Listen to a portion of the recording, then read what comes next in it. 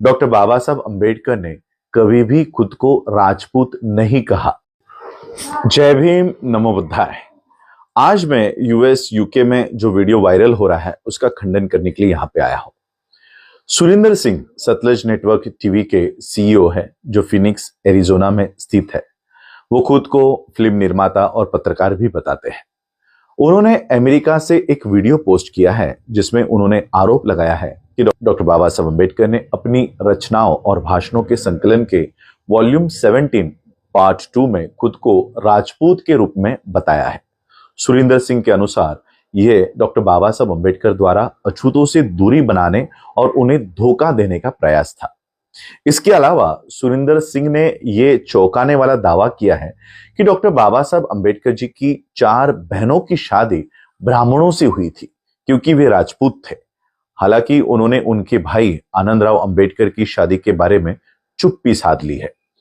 सुरिंदर सिंह ने इन दावों को चौंकाने वाले खुलासों के रूप में प्रस्तुत किया है जो वॉल्यूम 17 पार्ट 2 के पेज 137 पर 13 पन्नों के एक निबंध पर आधारित प्रतीत होता है। डॉक्टर बाबा साहब अंबेडकर जी के भाषण और लेखन, राइटिंग एंड स्पीचेस सार्वजनिक रूप से उपलब्ध हैं और कोई भी सुरिंदर सिंह के इन आरोपों की सत्यता की जांच कर सकता है। शुरुआत में यह विचार था कि सुरिंदर सिंह के दावों को निराधार मानकर नजरअंदाज कर दिया जाए।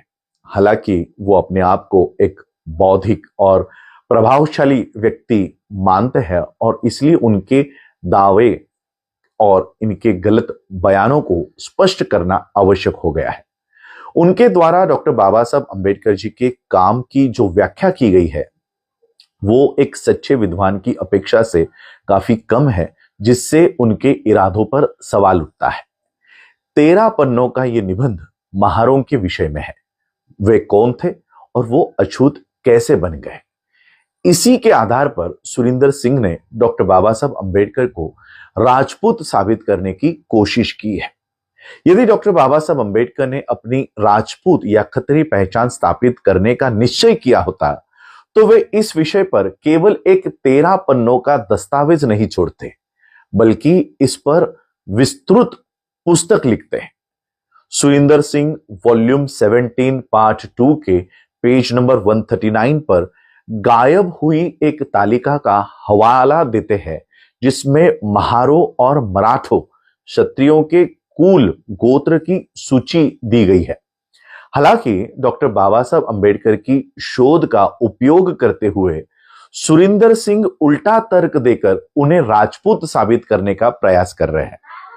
इसके अलावा वे डॉक्टर बाबा साहब अंबेडकर को अछूतों का गद्दार नेता साबित करने का प्रयास भी कर रहे हैं।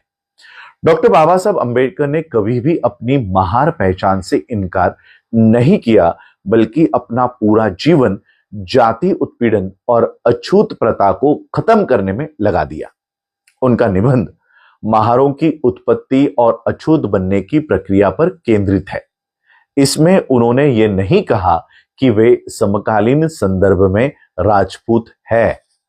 डॉक्टर बाबा साहब अंबेडकर ने विभिन्न जातियों के ऐतिहासिक संदर्भ का विश्लेषण किया है और यह साबित किया कि भारतीय समाज प्राचीन समय में एक समान समरूप था।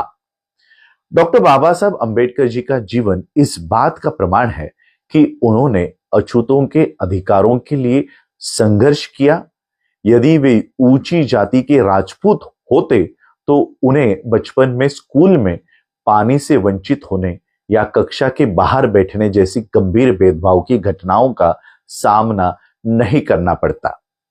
वॉल्यूम 12 पेज 666 में उनके आत्मकथात्मक निबंध वेटिंग फॉर वीजा में उन्होंने लिखा, एक यात्रा के दौरान स्टेशन मास्टर ने पूछा कि हम कौन हैं। मैंने बिना सोचे समझे ये कह दिया कि हम महार हैं। 1918 में अमेरिका और लंदन से पढ़ाई पूरी कर भारत लौटने पर उन्होंने लिखा, 5 साल विदेश में रहने के बाद मैंने अछूत होने का पूरा एहसास खो दिया था, लेकिन बड़ौदा में उन्हें कोई आवास नहीं मिला और एक पारसी धर्मशाला में पारसी बनकर शरण लेनी पड़ी। पहचान उजागर होने पर उन्हें वहां से बाहर निकाल दिया गया। डॉक्टर बाबा साहब अंबेडकर ने अपनी पुस्तक द अनटचेबल्स वॉल्यूम 7 पेज 279 में लिखा, महार समुदाय महाराष्ट्र का प्रमुख अछूत समुदाय है। डॉक्टर बाबा साहब अंबेडकर ने कभी भी खुद को राजपूत नहीं कहा। उनका जीवन जाति व्यवस्था के खिलाफ लड़ने और अछूतों के अधिकारों के लिए संघर्ष करने का उदाहरण है। डॉक्टर बाबा साहब अंबेडकर जी का निबंध कुल या गोत्र के समाज शास्त्रीय अध्ययन पर केंद्रित है, जो उनके कई अन्य लेखन और भाषणों में भी देखा जा सकता है।